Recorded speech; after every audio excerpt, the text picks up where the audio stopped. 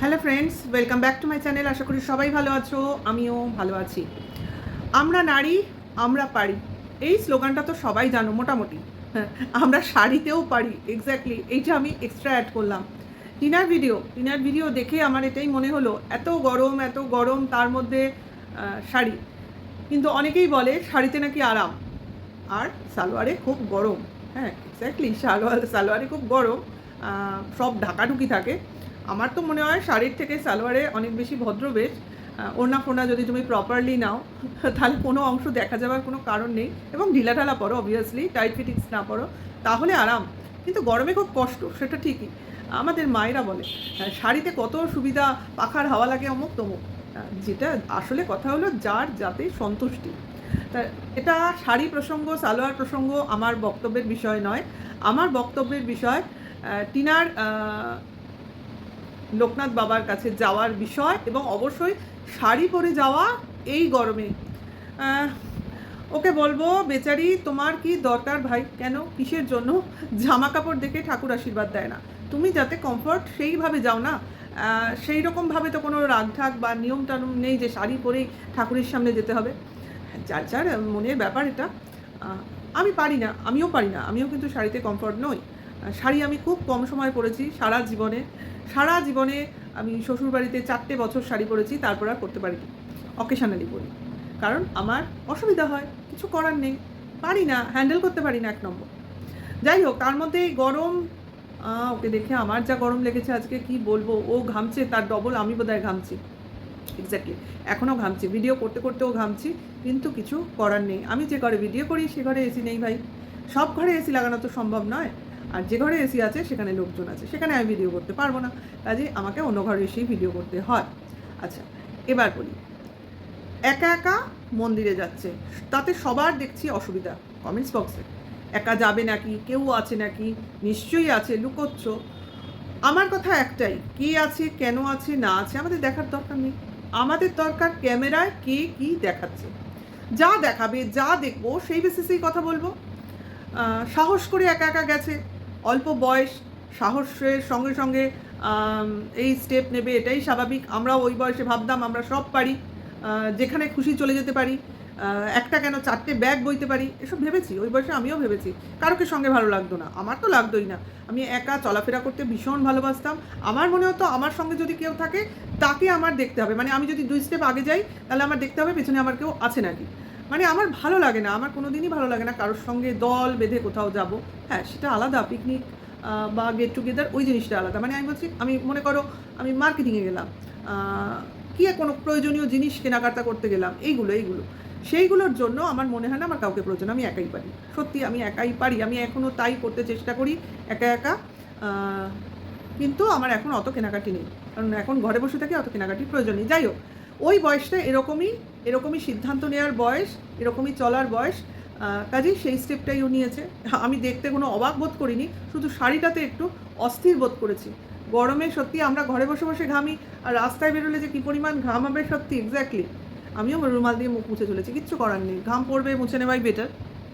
আচ্ছা, দেখো তার মধ্যে ট্রেন, সেটা ব্যাপার, ওরা ট্রেনের পথে যাতায়াত করে, ট্রেন চড়বে, এ তো স্বাভাবিক। আমার একটু ট্রেনে অ্যালার্জি আছে, ট্রেন লাইনে যেহেতু আমার কোনো সময়ই যাতায়াত করতে হয় না, সেই জন্য আমি ট্রেনটাকে অ্যাভয়েড করি। আমার হচ্ছে ওই 4 চাকায় ভরসা। 4 চাকা মানে প্রাইভেট কার ভেবো না, সে তো ওলা উবের আছে। তোমার বাসে ভরসা, বাসে করেই সব জায়গায় যাতায়াত করি, খুব বেশি হলে মেট্রো। হ্যাঁ, তাও মেট্রো এখন অ্যাভয়েড করি, প্রচুর সিঁড়ি ভাঙতে হয় মেট্রোতে যেতে গেলে, যেটা মানে আমি ফিল করি। আমাদের তো মানে সেন্ট্রাল ক্যালকাটায় সবই পাতালে ঢুকতে হয়, ওপরের কিছু নেই, সবই পাতাল, কাজেই সব জায়গায় এক্সেলেটরও নেই, কাজেই খুব অসুবিধা, সেই জন্য আমি অনেক সময় অ্যাভয়েড করি। আচ্ছা, এইবার বলি, লোকনাথ বাবার মন্দিরে গেছে, অবশ্য করেই ওর ইচ্ছা হয়েছে যে ঠাকুরের উদ্দেশ্যে কিছু পুজো দেবে। সঙ্গে কাউকে, বাড়ির লোককে যাওয়ার কথা বলেইছিল, নিজে বলেছে, কিন্তু এই গরমে কেউ আসতে চায়নি। আর যদি কেউ আসতো তাতেই বাকি, যদি কেউ আসেনি তাতেই বাকি। ওর পুজো, ওর আসতে ইচ্ছা হয়েছে, ও তো জিনিসটা করতে পেরেছে, আসতেও পেরেছে, পুজোও দিতে পেরেছে। খাবার জায়গায় টিকিট ফুরিয়ে গেছিলো, সেই জন্য অন্য জায়গায় গিয়ে কচুরি তরকারি খেয়েছে, খেলনা কিনেছে, পুতুল, ফোন, ঢোল, কত কী কিনেছে ভাই। তার মানে ও এখনও ছেলের সেই বাচ্চামো ব্যাপারটাই মনে করে রেখেছে। এই খেলনা কেনা দেখতে দেখতেই আমার যেটা মনে হলো, টিনা নিশ্চয়ই ভিডিওগুলো দেখে সন্দীপের, তাহলে ও কি বুঝতে পারছে ওর ছেলে কতটা চেঞ্জ হয়ে গেছে? ওই ফোন, খেলনা ফোন ভালোবাসবে, নিশ্চয়ই ভালোবাসবে, কারণ কদিন আগেও ওর ছাদে ওই ফোনের তার নিয়ে বাপ ছেলের মধ্যে একটা তোমার ইনসিডেন্ট দেখিয়েছিল সন্দীপের ফ্যামিলিতে। তখনই হয়তো টিনার মনে হয়েছে এই ধরনের একটা ফোন ওকে কিনে দেবো, কারণ ও তো কোনো দিন ল্যান্ড ফোন দেখেনি, তাহলে একটা আইডিয়া হবে। এর থেকে হয়তো ও এই ফোনটা কেনার একটা আইডিয়া পেয়েছে, তার জন্য কিনেছে ল্যান্ডফোন। সত্যি আজকালকার দিনে তো লোকজনের ওই টিভিতে, ছবিতে বা এইসব খেলনার মাধ্যমে দেখতে হবে। আজকাল তো ম্যাক্সিমাম বাড়িতে ল্যান্ডফোন নেই, ছেড়ে দিয়েছে। আমাদের ছিল, আমরা ছেড়ে দিয়েছি, কারণ এখন মোবাইলের জন্য আর ল্যান্ডফোন সেভাবে চলে না। এখন যদি ইন্টারকম থাকে কোনো বাড়িতে সেটা আলাদা কথা। সেই হিসেবে এখন তোমার কী বলে, হোটেল ফোটেলে গেলে এগুলোর ইউজ এখনও দেখতে পাওয়া যায় অফিস টফিসে, তাছাড়া তো তোমার বাড়িতে এগুলো দেখতে পায় না। সেই হিসেবে হয়তো দেখানোর জন্য, বোঝানোর জন্য হয়তো কিনেছে। ঢোল কিনেছে, কারণ আমরা জানি ছেলেরা ম্যাক্সিমামই ছেলেদের খেলনা হিসেবে এগুলোই চলে। তবে পুতুল খেলবে বলে আমার মনে হয়নি। এটা মনে হয় টিনার সুপ্ত ইচ্ছে হতে পারে। দেখো ভাই, আমারও এত বয়স হয়েছে, কিন্তু আমার যখন আমার পুতুলের শখ এখনও যায়নি। যাই হোক, আমার যখন বিয়ে হয়েছে, টিনার থেকে আমার অনেক বেশি বয়সে বিয়ে হয়েছে, 27-28 বছর বয়স, অনেকটা বড়। সেই বয়সে বিয়ে হয়েছে, কাজে আমার মেয়ে যখন হয়েছে, আমি যত পুতুল ও যত না বলতে পারতো, তার থেকে আমি আমার পছন্দের জিনিসপত্র কিনতাম। এক্স্যাক্টলি, ও আমার ঘরে যত খেলনা আছে, আমার মেয়ে একটা খেলনাও আজ অবধি নষ্ট করেনি, আজ অবধি একটাও, সেই জন্ম থেকে এখন অবধি। ওরও প্রচুর খেলনার বায়নাক্কা ছিল, এবং সমস্ত খেলনা আমি সাজিয়ে রেখেছি, কারণ আমার ভীষণ ভালো লাগে। ও কি খেলবে, আমি ওর সঙ্গে বসে বসে খেলতাম। শখ, আমার খেলনার ভীষণ শখ। খেলনা বাটি, পুতুল, তারপর বিভিন্ন শোপিস, এগুলো আমার শখ। ঘরে রাখবো, একটা আলমারি থাকবে ভর্তি, যেগুলো এখন আর কেউ রাখে না। যাই হোক, আমার শখ, কিছু করার নেই। তা সেরকম শখ ওর মধ্যেও সুপ্ত হয়ে রয়েছে। ও মেয়ের যেহেতু নেই, ছেলে হিসেবে ছেলের মতো খেলনা কিনেছে, সঙ্গে একটু মেয়েলি ইচ্ছাও পূরণ করেছে, বৌদির জন্য একটা কিনেছে। তার মানে বুঝে দেখো, ছোট ছোট ইচ্ছাগুলো ওর মনে সুপ্ত অবস্থায় আছে, যেগুলো ও এইভাবেই ছোটো ছোটোভাবে পূরণ করে, এবং একটা লিমিটের মধ্যে থেকে করে। হ্যাবকভাবে যে খুব দামি অমুক তমুক সেটার মধ্যে যায় না।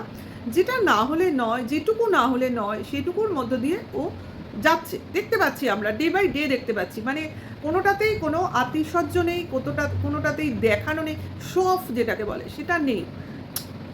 মনের ছোট ছোট ইচ্ছা আমাদের, যেমন আমি এটা পাইনি, আমার ছেলেকে ওটা দেবো, আমি ওটা পাইনি, এখন আমি পাচ্ছি, ওটা আমি কিনবো। এটা আমার খুব হয়, আগে হতো গল্পের বই দেখলে। ছোটোবেলায় হয়তো অনেক বায়না করেছি। আমাদের সময় তো মোবাইল টিভি ছিল না, গল্পের বইয়ের প্রচুর নেশা ছিল, চোখের পাওয়ার দেখে বুঝতে পারছো। সেই জন্য ওই বই পড়ে পড়েই এত পাওয়ারটা বাড়িয়েছি। তো মা বাবা হয়তো কিনে দিত না, সেখানে একটা পারতো না বলে দিত না তা না, তোমার পড়াশোনার হ্যাম্পার হবে বলে দেয়নি। তার জন্য আমাকে লাইব্রেরিতে ভর্তি করে দিয়েছিল। লাইব্রেরিতে তো সবসময় যাওয়া হতো না, অকেশানে এলে যেতাম। তারপর যেসব বইগুলো পড়তাম সেগুলো ফেরত দিয়ে দিতে হতো, নিজের কাছে তো রাখতে পারবো না। তাই কিছু কিছু বই মনের গভীরে এখনও থেকে গেছে, যে ওই বইটা ভালো ছিল, ওই লেখকের বইটা ভালো ছিল। আমার এখনও একটা বই মনের গভীরে রয়েছে, তোমাদের জাস্ট একটা উদাহরণ দেব, যে বইটা আমি আজও কিনে উঠতে পারিনি, এখন আর কিনতে পারবো কিনা জানি না। মানে ইচ্ছে রয়েছে, উপায় হচ্ছে না বা সময় হচ্ছে না, যাই হোক।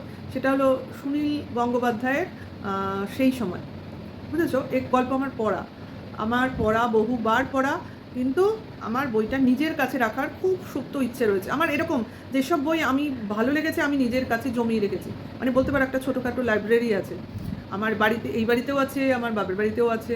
মানে বইগুলো আমি অজস্র বার পড়েছি, কিন্তু আমার যেন মনের ইচ্ছাটা পূরণ হয় না, যদি আমি এখন সময় পাই না মোবাইলের জন্য। মোবাইল আমার বইয়ের ব্যাপারটাও যেন গিলে নিয়েছে, এই হয়েছে ব্যাপার। যাই হোক, সেই রকম ব্যাপার। ওর যে মনের সুপ্ত ইচ্ছাগুলো ও এইভাবেই একা একা হোক, অনেকে মিলে হোক, এইভাবে ছোটো ছোটোভাবে পূরণ করে। সেই আইসক্রিম দেখলে তো, সেই আইসক্রিম কেউ দিক, ও কিনে খাক, কিন্তু আইসক্রিমের মধ্যে, আইসক্রিমের ওপর ওর যে একটা টান, সেটা দূর হওয়ার উপায় নেই। হ্যাঁ, এবং দুটো আইসক্রিম কিনেছে, সেটা নিয়েও কন্ট্রোভার্সি হবে বা হচ্ছে, বা কমেন্টস বক্সে তোলপাড়, দুটো আইসক্রিম কেন? আমারও মনে হয়েছে দুটো আইসক্রিম কেন, ও একাই খাবে যদি ধরে নিই, কিন্তু দুটো আইসক্রিম একসাথে কেন?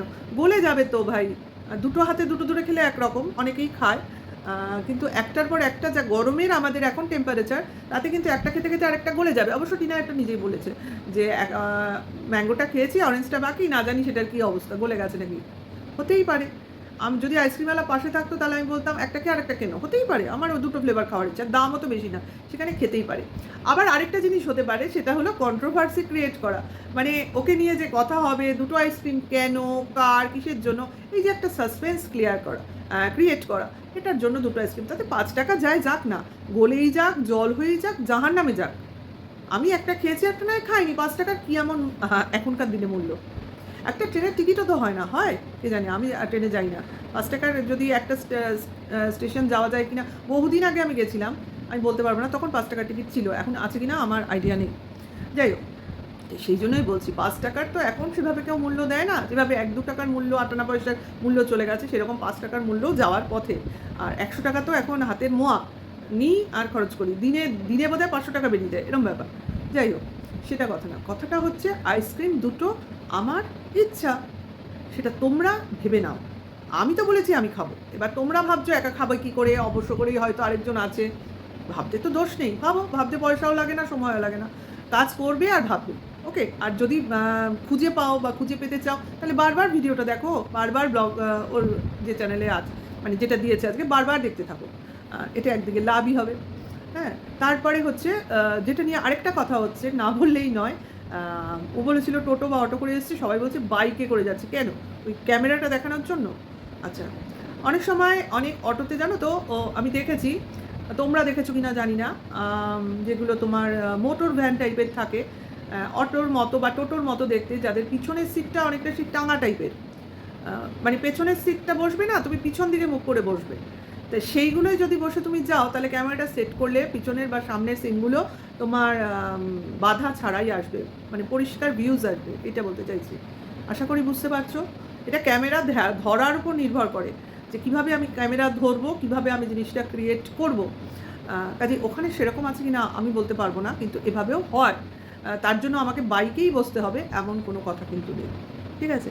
এটা যার যার দেখার দৃষ্টিভঙ্গি, কন্ট্রোভার্সি খুঁজছে তাই কন্ট্রোভার্সি হচ্ছে বা এসব কথা উঠছে।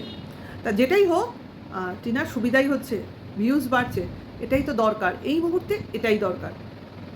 খুব ভালো লাগলো, লোকনাথ বাবার মন্দির দর্শন হলো, এবং ঘোরাটাও সুন্দর হয়েছে, কিন্তু গরমের মধ্যে এটা সত্যিকারে খুব টাফ, খুব টাফ। তারপর দিয়ে শাড়ি, যাকে নেক্সট হিয়ারিং ডেট একটা শুনলাম আমরা 10 তারিখ সম্ভবত, তার আপডেট নিশ্চয়ই পাবো, দেখা যাক কী হয়। ও আরেকটা কথা না বললেই নয়, আজকে যখন অবধি আমি ভিডিও করছি, এখন কটা বাজে দাঁড়াও দেখে বলছি, এখন বাজে তোমার 4টে, এখন অবধি তো আমি দেখিনি তোমার টন্দীপের ভিডিও এসছে, কেন আসেনি, কিসের জন্য আসেনি, নাকি ওরা ট্রাভেলে বেরিয়ে পড়েছে, কে জানে বাবা, এরকম তো হয় না, কারণ টন্দীপ ভিডিও দেবে না সেটা কিন্তু হয় না। যাই হোক, আপডেট নিশ্চয়ই আসবে, জানতে পারবো। তাহলে ভিডিওটা এটুকুই রাখছি, এবং নেক্সট ভিডিওয়ে খুব তাড়াতাড়ি তোমাদের সঙ্গে দেখা হবে, অবশ্য করে ওয়েট করো, ভালো লাগলে লাইক কমেন্টস করো, আর নতুন হলে সাবস্ক্রাইব করো, আর নোটিফিকেশনটা অন করে দিও। Tata, by.